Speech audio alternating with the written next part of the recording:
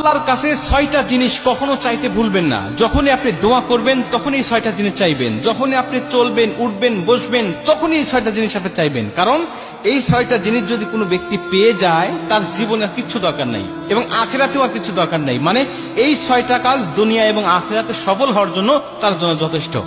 এই জন্য আপনি সবসময় উঠতে, বসতে, চলতে, ফিরতে এই 6টা জিনিস আপনি চাইবেন। 1 নম্বরে আল্লাহর কাছ থেকে আপনি সুস্থতা চেয়ে নেবেন। সুস্থতা, শারীরিক সুস্থতা।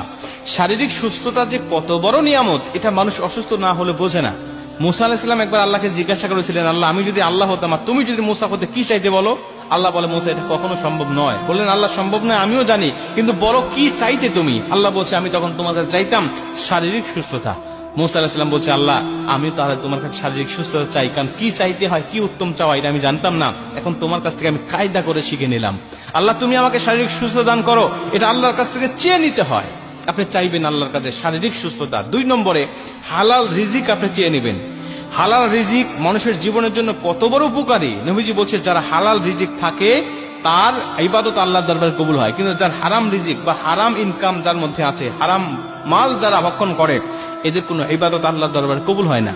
আর হালাল রিজিক দুনিয়াতেও মানুষকে সুখময় শান্তিময় জীবন দেয় এবং পরকালেও আল্লাহ পাকের জান্নাত সে পেয়ে যায়। এজন্য হালাল রিজিক ইনকাম করার চেষ্টা করতে হবে এবং আল্লাহর কাছ থেকে চেয়ে নিতে হবে। এটা হলো 2 নম্বর। 3 নম্বরে একটা নিরাপদ বাসস্থান আল্লাহর কাছ থেকে চেয়ে নিবে। নিরাপদ বাসস্থান কেন বলছি?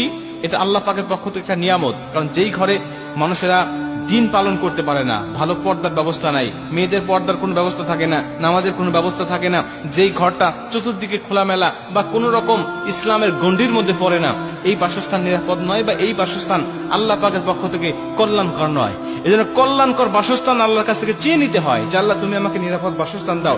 কারণ দুনিয়াতে থাকতে গেলে, দুনিয়াতে চলতে গেলে একটা নিরাপদ বাসস্থান মানুষের মৌলিক চাহিদার মধ্যে পড়ে এবং এটা খুব প্রয়োজনীয় একটা বিষয়। 4 নম্বরে নেককার স্বামী অথবা স্ত্রী। সে যদি মেয়ে হয় তাহলে নেককার স্বামী চেয়ে নিবে, সে যদি ছেলে হয় তাহলে নেককার একজন স্ত্রী চেয়ে নিবে। নেককার স্বামী স্ত্রী যার কপালে পড়ে, যার থাকে, তার দুনিয়াটাও জান্নাতি সুখ মনে হয় এবং কিয়ামতের ময়দানেও সে জান্নাতে যাওয়ার জন্য তার জন্য সহজ হয়ে যায়।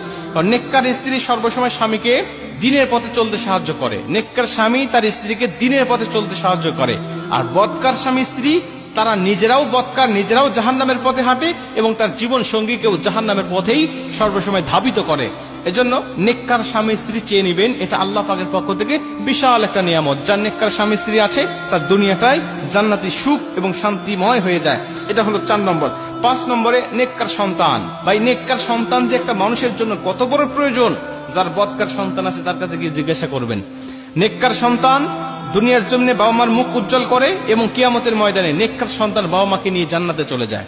আর বদকার সন্তান বাবা মার মান সম্মানটাকে একেবারে ধূলিসাৎ করে দেয় এবং কিয়ামতের ময়দানে আল্লাহ পাক যখন এই সন্তানকে জাহান্নামী বলে আখ্যা দিবেন, ঘোষণা দিবেন, তখন ওই সন্তান বলবে, আল্লাহ আমার বাবা মাকে নিয়ে আসেন, আমি তাদের মুখের উপরে পা দিয়ে জাহান্নামে যাব। কেন?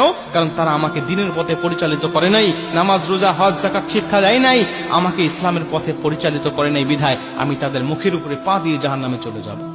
এই জন্য বদকার সন্তান দুনিয়া আখিরাত দুটাই নষ্ট করে দিবে আপনার, আর নেককার সন্তান দুনিয়া আখিরাত দুইটাই গঠন করে দিবে। এই জন্য নেককার সন্তান চাইবেন কিভাবে? আল্লাহ নবী ইব্রাহিম আলাইহিস সালাম যেভাবে চেয়েছিলেন, রব্বি হাবলি মিনাস সালিহিন, রব্বি হাবলি মিনাস সালিহিন বলে বলে আল্লাহর কাছে দোয়া করবেন। এটা হলো 5 নম্বর। এবং 6 নম্বর হলো আল্লাহর কাছ থেকে আপনি ঈমানের সাথে মৃত্যুটা চেয়ে নেবেন। কারণ যার ঈমানের সাথে মৃত্যু হয় তার আর কিছু প্রয়োজন নাই, তার জীবনটা সফল, তার আখিরাতটা সফল। কারণ আল্লাহ মানুষের সর্বসময় শেষ অবস্থার উপরে বিবেচনা করে তাকে জান্নাতি অথবা জাহান্নামী ঘোষণা দিবেন। আপনি সারা জীবন ভালো কাজ করেছেন কিন্তু মৃত্যুর সময় আপনি বেঈমান হয়ে মারা গেছেন,